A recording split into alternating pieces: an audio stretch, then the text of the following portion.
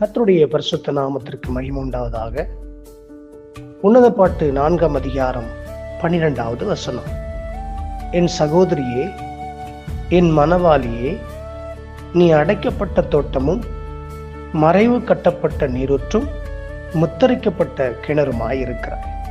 ஆம் தேவ பிள்ளைகளே, இந்த வசனம் யாரை குறித்து சொல்லியிருக்கிறது? உங்களையும் என்னையும் குறித்து தான் ஆண்டவராகிய தேவன் தம்முடைய வார்த்தைகளால் நம்மோடு பேசுகிறார். என் சகோதரியே என்று சொல்லுகிறார். இன்னும் ஒரு உரிமையோடு கூட மனவாளியே என்று சொல்லுகிறார்.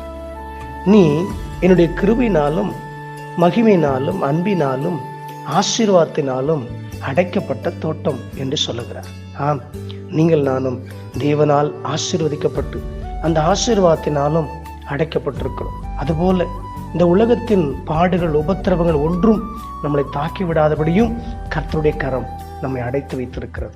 அது மாத்திரமில்லை, ஒரு மறைவு நமக்கு இருக்கிறது, அதுதான் தேவனுடைய கரம். இந்த உலகத்தின் சூழ்நிலைகள் ஒன்றும் நம்மளை பாதித்து விடாதபடி தேவனுடைய கரமே நம்மளை மறைத்து வைத்திருக்கிறது. அது மாத்திரமில்லை, நீங்கள் நானும் முத்தரிக்கப்பட்ட கிணறு ஊற்று கிணறாக வைத்திருக்கிறார். இது அடையாளம் போடப்பட்ட கிணறு, இது ஜீவ ஊற்றை கொடுக்கிற கிணறு. என்று சொன்னால், ஜீவ ஊற்றாகிய இயேசு கிறிஸ்து நமக்குள் வாசம் பண்ணுகிறார். ஜீவ ஊற்றாகிய பரிசுத்த ஆவியானவர் நமக்குள்ள வாசம் பண்ணுகிறார். ஆனபடியால் இந்த கிணறு என்றென்றைக்கும் ஜீவ ஊற்றை கொடுக்கிற கிணறாக வைத்திருக்கிறார். ஆம் தேவ பிள்ளைகளே, நீங்களும் நானும் ஆண்டவர் வைத்திருக்கிற ஜீவ ஊற்று. உங்கள் மூலமாக, என் மூலமாக அநேகர் போஷிக்கப்பட வேண்டும், அநேகர் ஆசீர்வதிக்கப்பட வேண்டும், அநேகர் ரட்சிக்கப்பட வேண்டும், அநேகர் தேவன் அறிந்து கொள்ள வேண்டும் என்பது தெய்வ திட்டம். ஆனபடியால் உங்களையும் என்னையும் கர்த்தர் அப்படிப்பட்ட ஆசீர்வாதத்தால் அபிஷேகத்தை வைத்திருக்கிறார்.